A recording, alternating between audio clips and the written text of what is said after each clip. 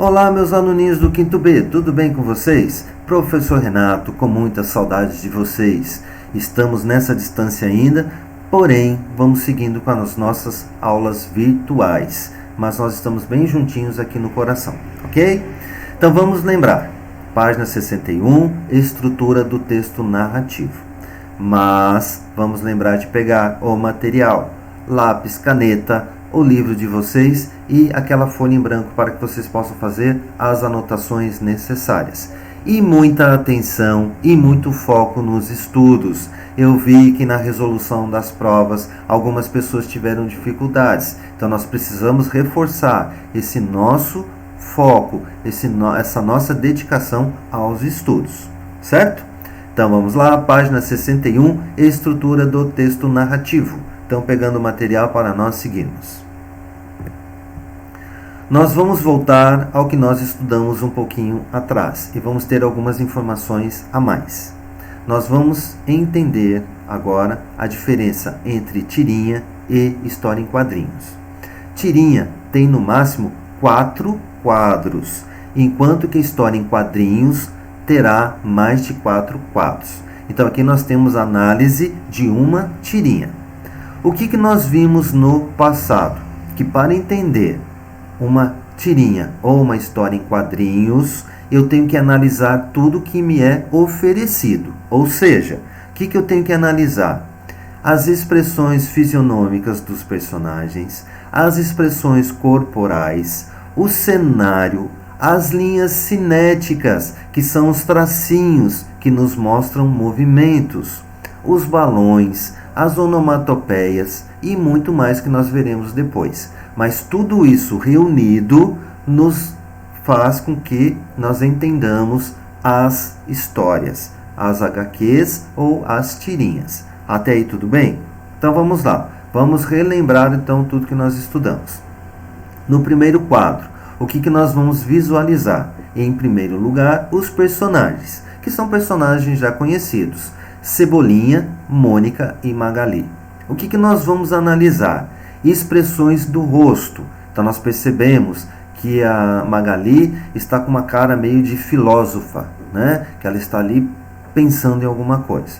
A Mônica e o Cebolinha já com fisionomias de concordando, que estão gostando do que estão ouvindo. Nós vamos perceber linhas cinéticas próximas ao pé da Magali, que mostram que ela está andando.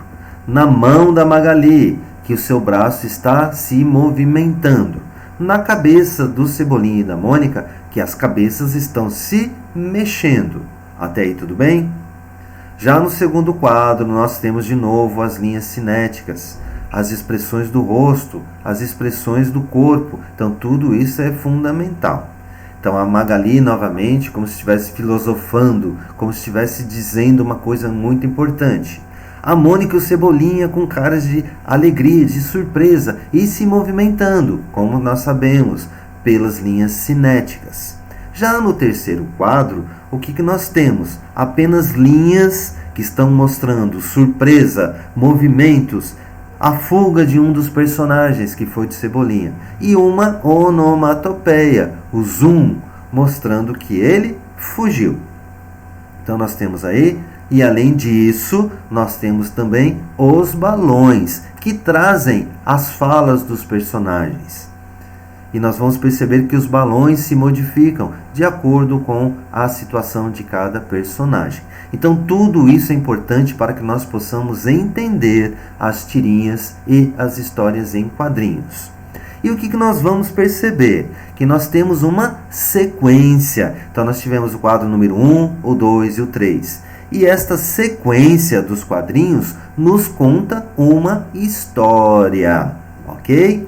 Então, além de todas as informações que nós temos em cada quadro, esta sequência dos quadrinhos nos conta uma história. Então, já que nós temos isso, então relembrando, tirinha até 4 quadrinhos. HQs, ou seja, história em quadrinhos, mais de 4 quadrinhos. Então, tanto as tirinhas como as HQs são consideradas textos narrativos pois nos contam uma história na sequência dos quadros. Então, como nós temos essa sequência de quadros que nos contam uma história, então nós temos aqui tirinha e HQs são chamadas de textos narrativos, pois ali há narração de uma história. Então aqui mais um exemplo, uma tirinha da Mônica e o Cebolinha. Então no primeiro quadro, a Mônica está sentada. O que está acontecendo com a Mônica? Ela está chorando. Como eu sei que ela está chorando?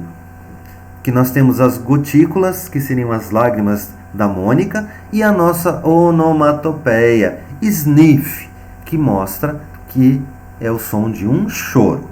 E nós temos o Cebolinha praticamente para realizar mais um plano infalível. Olha a expressão do Cebolinha, olhem as linhas cinéticas abaixo dos pés, como se ele estivesse ali pulando devagarinho, as linhas cinéticas mostrando o seu movimento, e no balãozinho de pensamento o seu como se fosse o planejamento de um plano infalível. No segundo quadro, nós já temos uma situação de surpresa do Cebolinha. Ele parou, ele está surpreso. Olhem as linhas cinéticas, o seu olhar que está de surpresa, o seu rosto que se modificou. E a Mônica continua num choro mais fraco, onde nós temos a outra onomatopeia, chunf, como se ela estivesse parando de chorar naquele momento. Já no terceiro quadro, nós vamos perceber que os dois estão juntos. E a Mônica pergunta para ele, o que foi?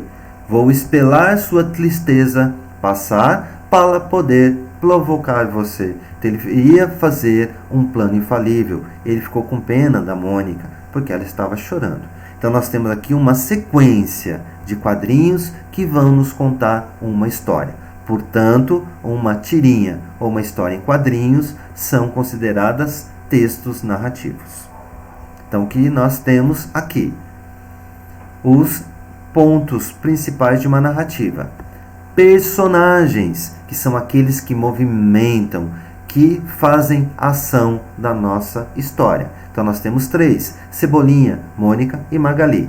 Cenário, onde acontece a nossa história. Rua, ou geralmente, como acontecem as histórias da Mônica, no campinho da turma. O enredo, o que é o enredo? O resumo das ações. A Magali conta para a Mônica e Cebolinha que será vegetariana. E o Cebolinha foge. Por quê? Porque como ela falou que seria vegetariana e ele entendeu que Cebolinha é um vegetal, ele ficou com medo e saiu correndo. Ok?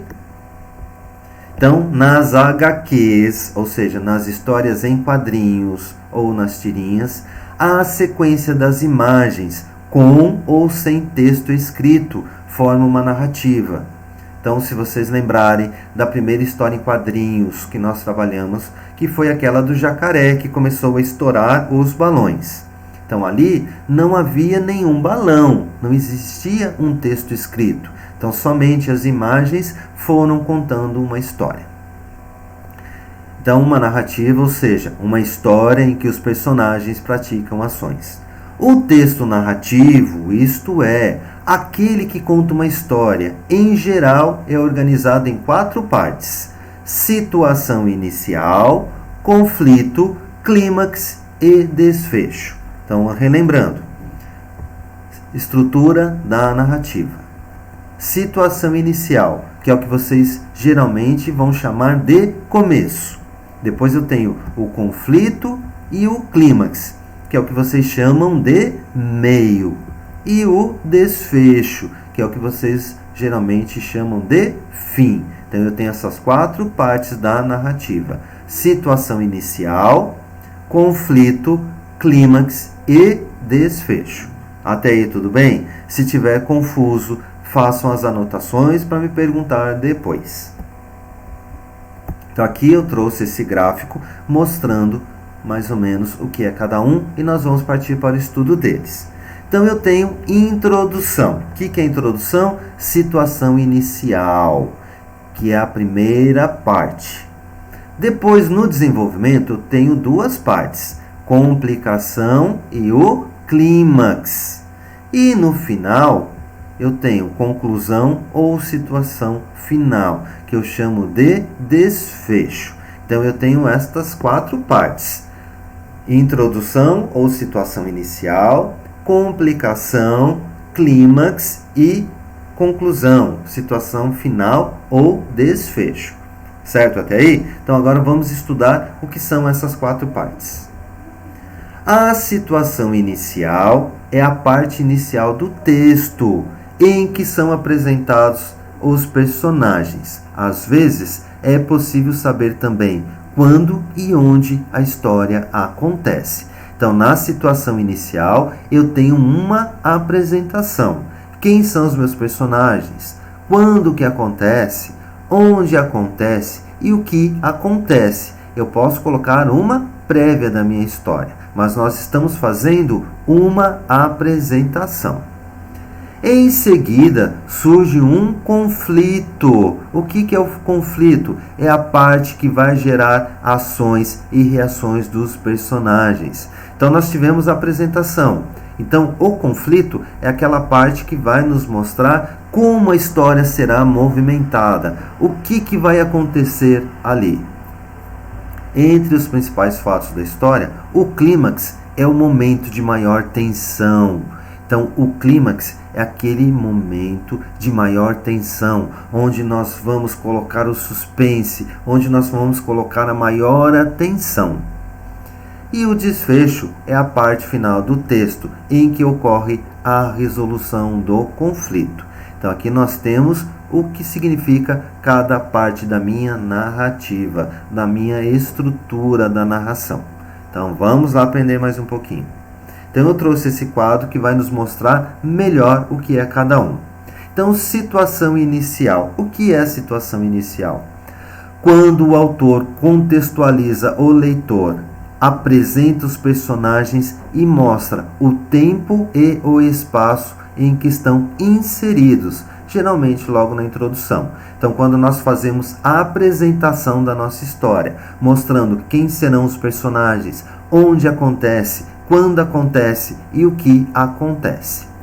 Já o conflito, um acontecimento é responsável por modificar a situação inicial dos personagens, exigindo algum tipo de ação. Então, como eu disse, o conflito é aquela parte que vai sacudir a minha história, que vai trazer algo de novo para aquela introdução. O desenvolvimento, que o autor conta que os personagens fizeram para tentar solucionar o conflito.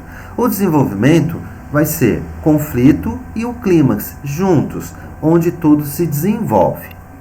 O clímax, a narrativa é levada a um ponto de alta tensão ou emoção que exige uma decisão ou desfecho. Então, eu geralmente brinco com os meus alunos. Nós estamos naquele filme de terror. Todos passaram por situações cruéis e eu fiquei preso naquela sala escura. Eu estava ali e de repente eu ouvi um barulho. E no que eu vou abrir a porta, aí vem o comercial, plim plim. Aí você fala, poxa vida, agora que eu ia saber o que ia acontecer no filme de terror, veio esse comercial. Então ali é o clímax, onde tem maior tensão, onde as nossas atenções são jogadas. E o desfecho, que é a parte da narrativa que mostra a solução para o conflito, que é o nosso fim, que vai resolver tudo o que foi narrado. Então, esta é a estrutura da narrativa. Lembrando que são 4 partes. Situação inicial, que faz a introdução da minha história. O conflito, que é aquele elemento que vai modificar, que vai balançar a minha história. O clímax, que é aquela parte de maior atenção, onde há uma maior tensão do leitor. E o desfecho, que vai ser o final. Então, aqui nós temos as 4 partes de uma narrativa. E agora, eu trouxe um texto para que nós possamos visualizar dentro do texto. Então, vamos lá? O cavalo e o burro. Cavalo e burro seguiam juntos para a cidade. O cavalo, contente da vida, folgando com uma carga de 4 arrobas apenas. E o burro, coitado, gemendo sob o peso de 8. Em certo ponto, o burro parou e disse: Não posso mais. Esta carga excede as minhas forças, e o remédio é repartirmos o peso irmanamente, 6 arrobas para cada um. O cavalo deu um pinote e relinchou uma gargalhada. Ingênuo!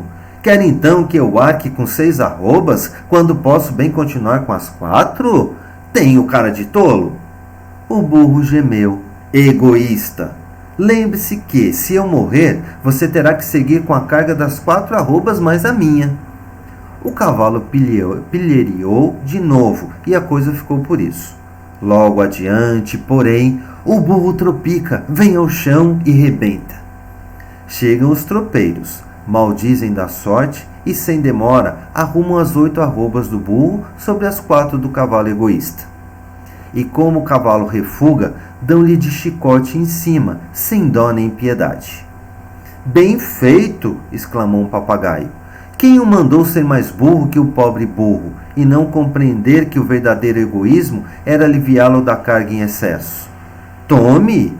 Gema dobrado agora. Então nós temos uma fábula de Monteiro Lobato.